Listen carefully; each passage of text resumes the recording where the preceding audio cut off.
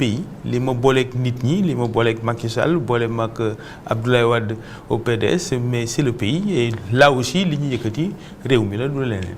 réew mi ak Diomaye fi mu nekk nii li ñu bari di wax moom mooy Diomaye boo fa demul tamit jege nga ko lool fi mu nekk nii. waaw non mais ñun en tout cas mouvement lañ créé keroog bi ñuy def suñu lancement nit ñi jóge nañ fu ne ci réew mi am na ñu jóge Ndar am na ñu jóge dans le Sine Saloum am ñu jóge dans l'est du pays un peu partout ñëw wuy si ñu donc fi mu toll nii li ñu talagum mooy installer mouvement bi structurer ko dem vers une assemblée générale et cetera mais nag ñu ngi ci langue politique bi et personne ne s'isole ñun aussi du ñu isolé wu dañuy talal suñu loxo ñëpp y compris la coalition Diomaye si y a des possibilités de travailler nous on l'exclut pas mais ñun suñu loxo ñëpp lañu ko talal. waaw gënoo ñoo dégg wolof loolu mooy yaa ngi ci Diomaye quoi. déedéet waxuma loolu ndax nekkaguma fa en tout cas ñëw nañ. ci yéen a ngi waxtaan. ñëw nañ ci lancement bi. ñoom ñëw nañ ci lancement bi. ils ont envoyé une délégation on les remercie pour ça d'ailleurs et on remercie également toutes les autres structures ndax waa Sénégal bi ñu bokk ñëwoon nañ fa de Barthélémy Diaz Aly Ngouille Ndiaye envoyé na fa délégation le secrétaire général de la LDMPT était présent le président du mouvement PAGE ñëwoon na il y a des candidats à la mairie de Yoff et qui dirigent des mouvements qui sont venus aussi donc doon ñoom rek ñu bëri ñëw nañ. mais Pape Mahawa est-ce que tey sa départ c'est le moment sa départ bi nga def c'est le moment étant donné que tey APR mu ngi ci benn combat bu dynamique boo xamante ni bëgg nañu seen njiit nekk jot poste boobu di Nations Unies ñu ngi ci reconfiguration donc lan moo nekk la vraie motivation ba tax nga def rupture boobu noonu teg sa mouvement fas yéene ànd ak waa Diomaye. waaw teguñu mouvement bi pour ànd ak waa Diomaye.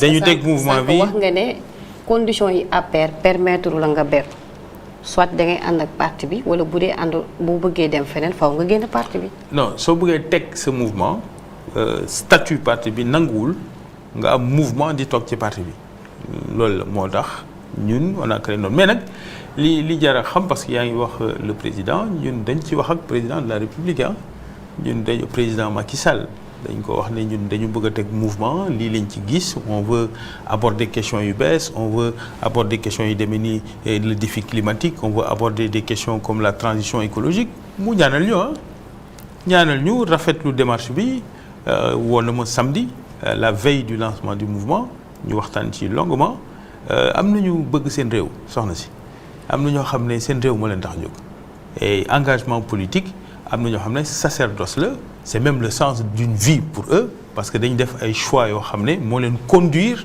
à arriver fi ñu nekk loolu moo ñu tax a dugg ci lii le parti Cheikh amu benn problème ak ñoom simplement benn séquence bu bees la où ñun ci ni ñu gisee réew mi ak ni mu war a doxee les priorités yi ñu war a engagé mouvement bi dinañu permettre ñu gën a servir. pourtant waxoon ne APR teew na APR teewul woon de non teewul amoon na délégation non teewul.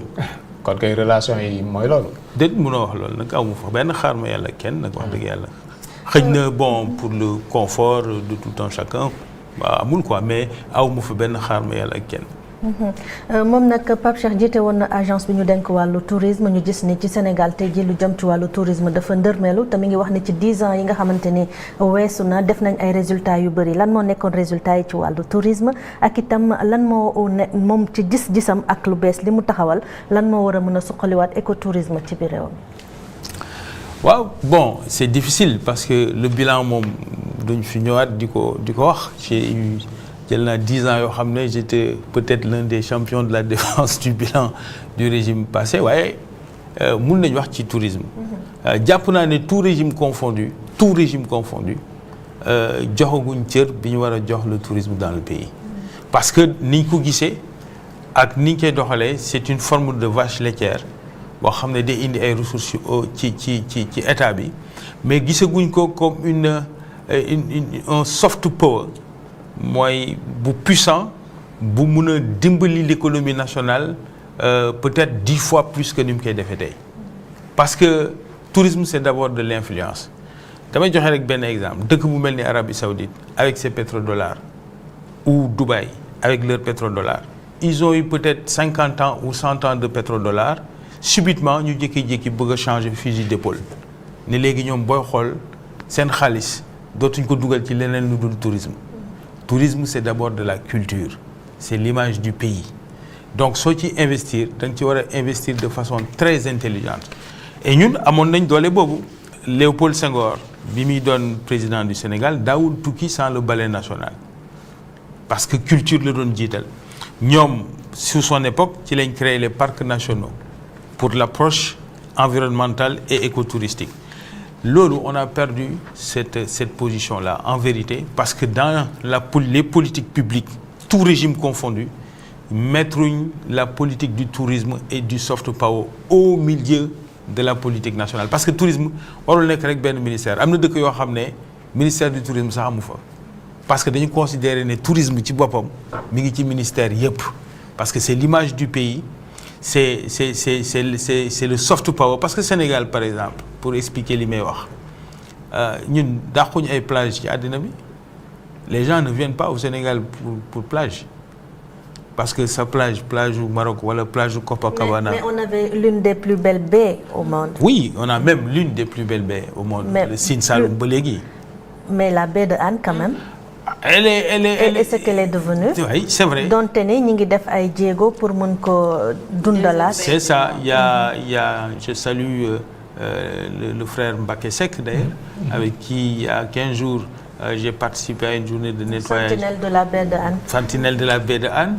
Quand tu parles d'écotourisme loolu la suñu environnement su la perception bi nit ñi am suñu réew ak suñu cadre de vie c'est important pour attirer des touristes c'est important. mais Pape Mahawa question bi Ndeye Khady posé dafa am solo parce que quoi qu'on puisse dire occasion présentée woon na pour mën a changer les données parce que peut-être boo waxee tourisme moom dafa wax benn aspect ci côté plage bi et autres mais tey Sénégal waroon na nekk la nouvelle destination de l'Afrique.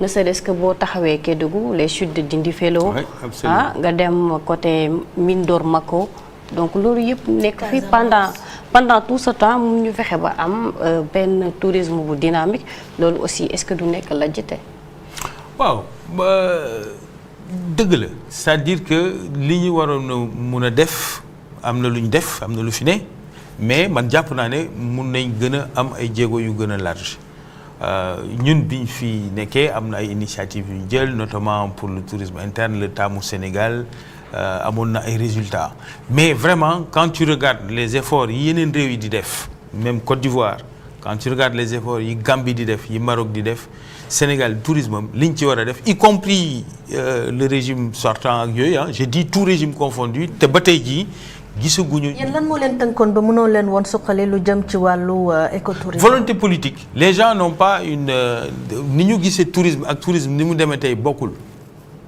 on a encore une vision du tourisme boo xam ne c'est porté sur le foncier sur les hôtels or le tourisme aujourd'hui dafa changé le tourisme est très individuel c'est tourisme à la carte et puis on parle aujourd'hui plus de tourisme d'expérience c'est-à-dire nit ki egg dafa bëgg a dund ci réew mi loo xam ne amu ko dëkkam te li mu amul dëkkam du géej mais nit ñi muy rencontrer la expérience bi muy dund avec l'environnement dugg ci ay environnement bu set c'est pour ça que l'écotourisme là bi ngay wax am na benn enquête bu ñu defoon un des facteurs de rejet de la destination auprès de certains voyageurs et touristes c'était la sécurité mais bi ñu waxee sécurité man dama yaakaaroon ne sécurité comme ay Pretoria voilà c'était pas ça il parlait de sécurité environnementale déchets yi le fait que cadre de vie bi c'est pas propre le fait que on sent que fii les gens ils ne maîtrisent pas leur environnement moo tax question environnementale nekkul rek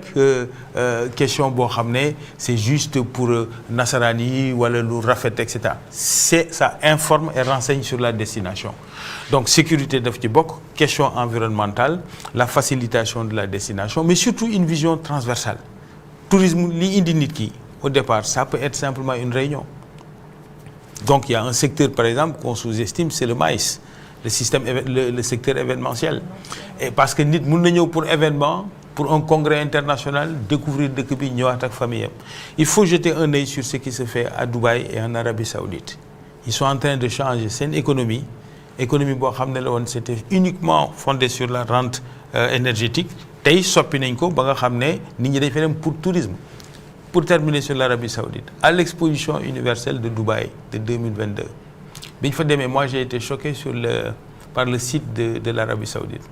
Vous pensez que exposition universelle soo demee ci site de l'Arabie Saoudite loo fay fekk Makka? Eh bien non, ils ont montré leurs chutes, leurs oliviers, leurs oasis ak leurs déserts nocturnes et ils ont fait venir ay spécialistes. Comme yaa ngi insisté ci Arabie Saoudite ñoom quand même am nañ ay avancées yu ñuy def. ñoom tey buñ dee dem di exposer Arabie Saoudite ay saoudiens ngay gis. C'est vrai. boo gisee français seen wet wala égyptien bi chauffeur lay doon français bi cuisinier. mais ñun bu ñuy wax tourisme Sénégal ay tubaab ñoo ñuy représenter Sénégal bitim réew. mais quand même. voilà tey boo demee Taïf. fexe nañ ba nga xamante ni désert ba def nañ fa ay infrastructures yoo xamante ni mën nga dem vacances Taïf. Exactement. bon ñun sori nañ de. L'industrie touristique c'est vrai sénégalais yi mën nañ ci gën a am place dans l'industrie hôtelière en particulier soo demee Gambie. hôtel yi fii tubaab yi ñoo ko yore. soo demee Gambie c'est pas le cas. tubaab yi ñoom ñooy négocier ak étranger. dëgg la bu Sénégal ci boppam gouvernement Sénégal ak ay structures yoo xam dañu yore wàllu tourisme buñ dee jël ay représentants sénégalais pour dem ay sommet bitim réew ay tubaab ñooy représenter Sénégal. ñoo ci ëpp. waaw mais loolu quand même. ñoo ci ëpp mais parce que da ngay am les tours opérateurs ñi nga xam ne ñooy indi touristes yi am les hôtels yi leen di recevoir ak les agences de tourisme yi leen di jox ay circuits. Dans cette chaîne-là effectivement il peut arriver pour le modèle touristique sénégalais que ñu bañ ci nekk ñu maintenant nag le tourisme si boppam mi ngi évoluer ñooñu amatuñ le monopole. Il y a d'autres types d'offres yu existé yoo xam ne on pourrait s'appuyer là-dessus et qui donnent de la place à ñi nga xam ne ñooy sénégalais en tout cas à Racine nous avons 3 défis majeurs yoo xam ne gis nañ ko benn bi mooy la précarité économique et les limites d'accès des citoyens au financement loolu c'est une chose et aux opportunités d'entreprendre. Le second mooy la dépendance des militants vis-à-vis de l'élite politique loolu dañ ko war a wàññi mooy maanaam militant bi nga xam ne cëslaayam politique bi rek la amul beneen perspective loolu su dee loolu rek la jarul def politique loolu mooy favoriser clientélisme mooy favoriser l'absence d'autonomie du militantisme te hors Sénégal yaakaar naa ne niveau de conscience politique yi mi ngi évoluer et les politiques doivent suivre les citoyens de ce point de vue. Troisième bi mooy la disparition progressive des savoirs traditionnels menacés par l'urbanisation et la mondialisation foofu la ñuy wax notamment sur les agressions culturelles. Et Evenprod, par exemple, qui est un producteur culturel, a un rôle à jouer sur la ruralité des messages, sur les savoir-faire traditionnels. Et tout ça, soo ko àndalee ak question environnementale ak une révolution agroécologique qui nous semble indispensable yaakaar nañ ne loolu bokk na ci les voies yi nga xam ne mooy transformer réew mi et évidemment au cœur de ça l'écotourisme est au centre. waaw 3 points yooyu de am nañ solo. mais deuxième point bi dafa mel ne Pastef moo la inspiré diggante militant bi nga xamante ni du rek topp leader bi lépp mu wékk ko ci moom dafay xaw autonome. foofu Pastef moo la inspiré. waaw xam nga en général parti boobu nga wax en général ils ont am nañ mérite porter une aspiration mais cette affaire-là c'est une affaire générationnelle nous pensons de la même manière ñu amul ñaari type de Sénégalais même askan bi la simplement dafa am ñoo xam ne ils ont réussi à s'organiser à un moment donné pour répondre en partie à cette aspiration d'ailleurs en partie parce que bëri na question yoo xam ne en vérité ils ont manqué de sérénité de lucidité de sagesse et parfois même d'expertise sur les questions mais les sujets qui sont posés sont des vrais sujets qui sont dans nos têtes et dans nos esprits et c'est générationnel les questions de souverainisme les questions de patriotisme africain loolu ci ñun ñëpp la nekk dañ ko def ci ñun ñoom ils ont capté ça à un moment donné je ne suis pas sûr que lañ ca def d'ailleurs mooy la ca gënoon mais en tout cas cette forme de citoyenneté dafa doon loo xam ne c'est une demande actuelle et une réalité en tout cas je reviens en partie sur la question de la souveraineté elle n'est pas militaire la souveraineté elle est d'abord culturelle elle est économique mais la souveraineté économique du looy wax luy nekk la looy nekkal la ci sa jëflante ak système économique mondial mais souveraineté culturelle loolu dañ ci war a xeex parce que mooy fondement lépp gis nga Cheikh Anta Diop wax na ko nee na on te tue d'abord culturellement avant de te tuer physiquement. Et donc cette bataille culturelle-là, il faut que ñu gën ci taxaw pour protéger effectivement. Il faut pas être fermé, il faut être dans l'enracinement et l'ouverture. enjeu moom mooy fii àdduna jëm. tey ñun dañuy consommer rek. wax nga ko sànq Netflix. canal ak yu mel noonu mu ngi suñu kër yi. bon am na ay plateformes yeneen comme TikTok ak yeneen yu ni mel. ñun dañuy consommer. affaire day ñëw tout le temps. mais bon bu ñu waxantee dëgg tamit à part plateau yi toog wax. est-ce que suñu nguur yi am nañ nu ñu mën a protéger. bien sûr seeni doomu réew par rapport à ça. mais bien sûr Evenprod vous êtes là. start-up qui a produit. J'ai fait des partenariats quand j'étais à la SPT avec ñoom. intelligents où ils ont promu les destinations du pays. mais il faut les renforcer. Evenprod peut parfaitement devenir le Netflix de la sous-région mun na nekk mais il faut les accompagner avec intelligence ak stratégie. bon tey dama nekk Evenprod mais j'aurais pu citer vos concurrents aussi ah buñ ma meree buñ ma meree. bien sûr waaw mais s'il y a des leviers il y a des experts mais il faut que et puis c'est pas que simplement